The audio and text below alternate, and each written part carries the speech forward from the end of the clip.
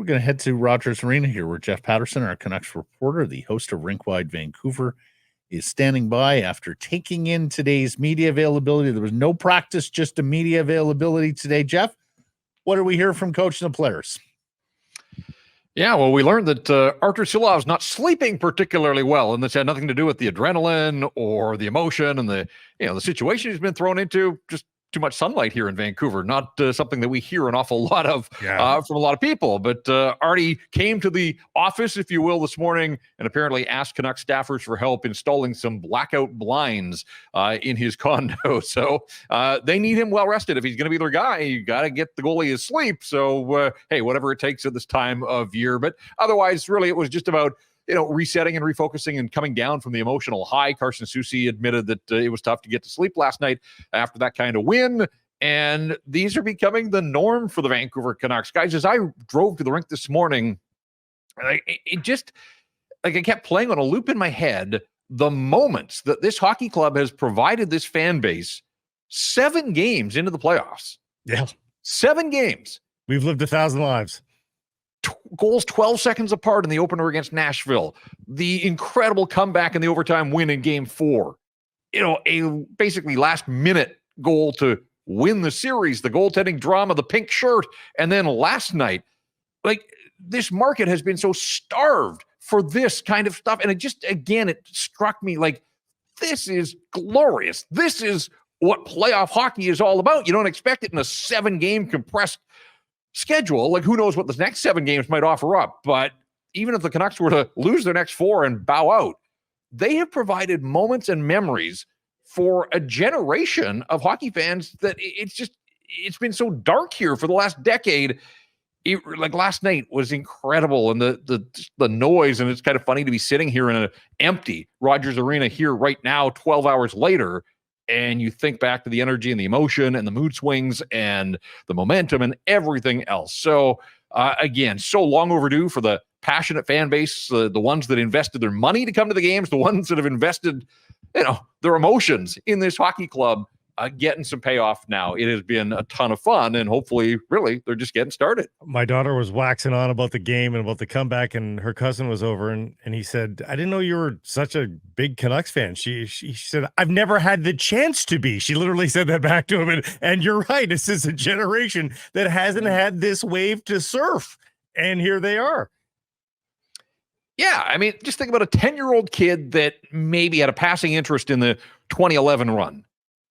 That person is now at obviously a totally different point in their life, growing up, spreading their wings, getting out. It's crazy to think that it's taken this long for this group, and we don't have to relitigate all that's gone on and all that's gone wrong. It's just the here and now.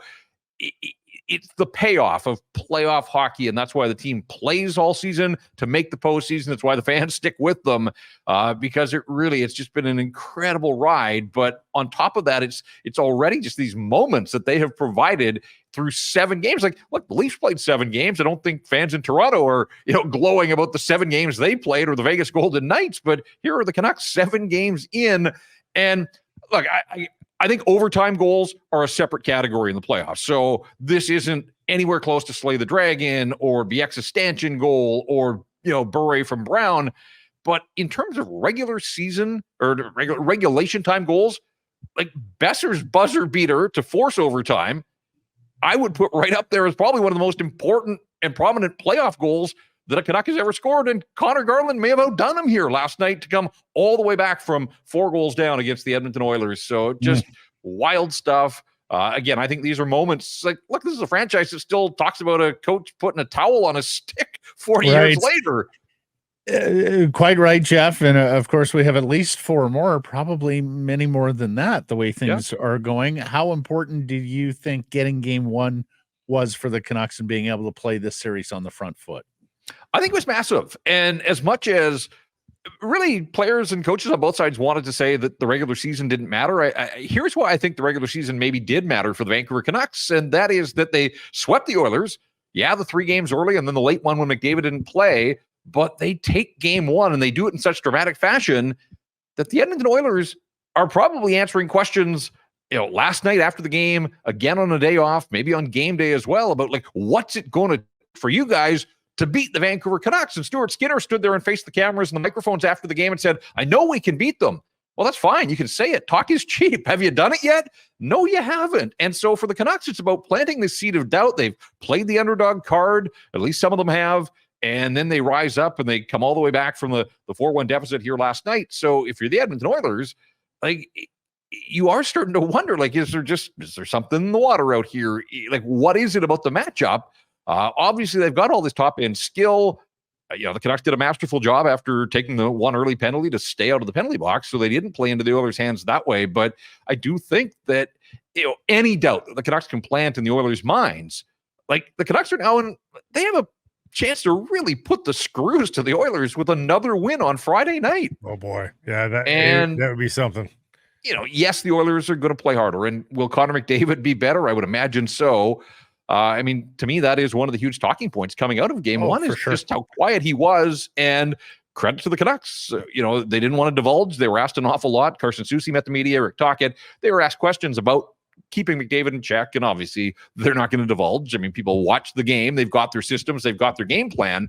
And so credit to the Canucks. But over the course of a lengthy series, if it is one, McDavid's going to be better than he was in game number one. So that ups the challenge for the Canucks defensively. But yeah, to grab the first one, to do it in a fashion that had to bring back some crushing memories for Oiler Nation, where a goaltender just didn't live up to, hold up his end of the bargain at playoff time. I mean, that's been the downfall of this organization for a long, long time. When they've got to the playoffs, it hasn't been that McDavid and Draisaitl haven't performed. It's they haven't been able to get saves. And even though Stuart Skinner finished that last series strong, to give up the goals the way that he did, the Miller goal, the Lindholm goal, and ultimately Connor Garland. And guys, I was fascinated to hear Skinner after the game last night talk about he thought Garland was going to shoot.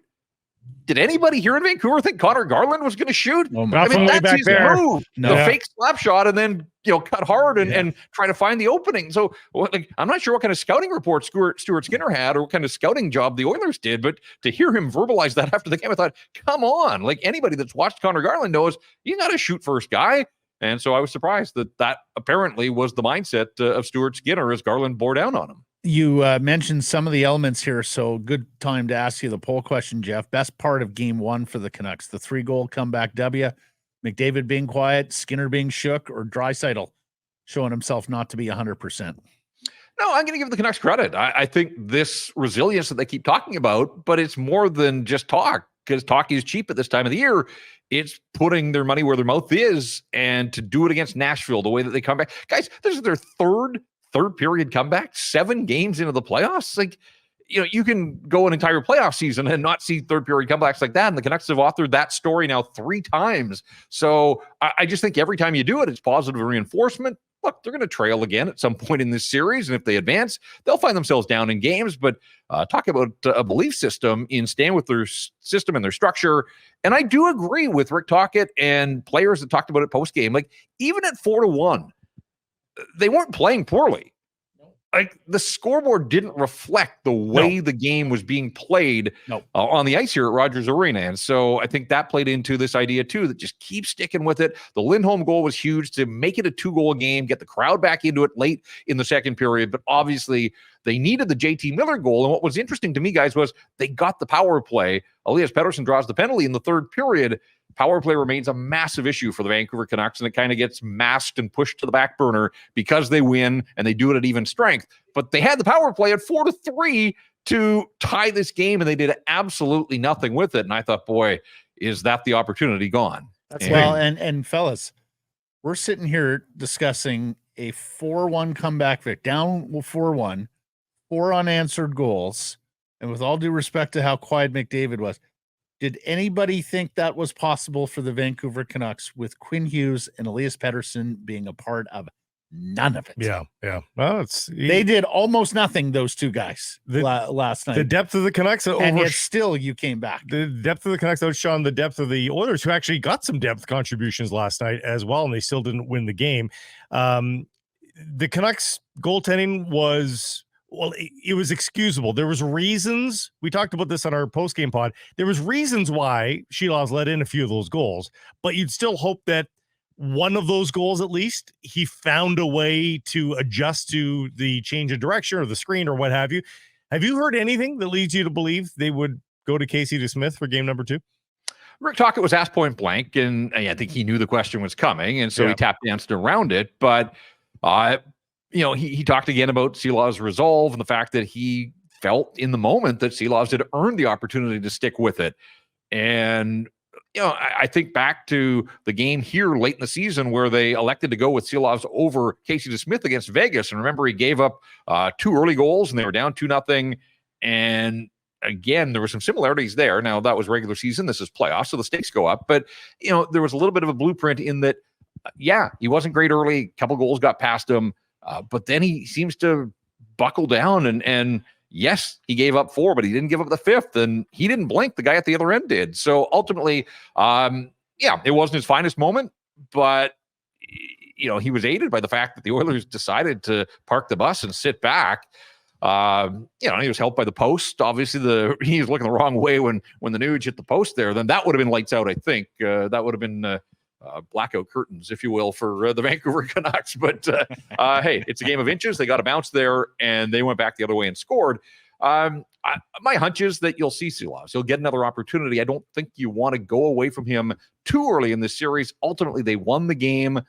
He has provided them enough goaltending to get these results. At some point in the series, they may have to go to Casey DeSmith, who played well in Edmonton on 2 occasions this year. And I'm sure he's chomping at the bit to get back in the net. But right now, in the here and now, Artur Silovs is their guy. And so I would expect that Silovs gets the Friday night start. Marvelous stuff, Jeff. Thank you for joining us from the rink. We'll all be watching Rink-Wide Vancouver with you and Irfan after Friday night's game, and we'll catch up with you here on Sick Harrison Price next week. Yeah, I mean, I look, the atmosphere in this building has been terrific, but a Friday night, a sunny, all-day build-up, pregame, I can only imagine the response to what the fans saw here. And the fans have been terrific, and the players and the coach quick to heap praise on the way the fans, kind of harness that energy. So I would imagine that as good as it's been here through the playoffs, I would think another level probably for a Friday night game 2 with a chance to head to Edmonton, really in the driver's seat of this series. Hey, everybody, if you're enjoying what you're seeing here, then follow along with Sick Harrison Price on YouTube. I promise more content coming. The kids call it subscribe on YouTube. Well, how about liking it? Do that as well. Smash it right now.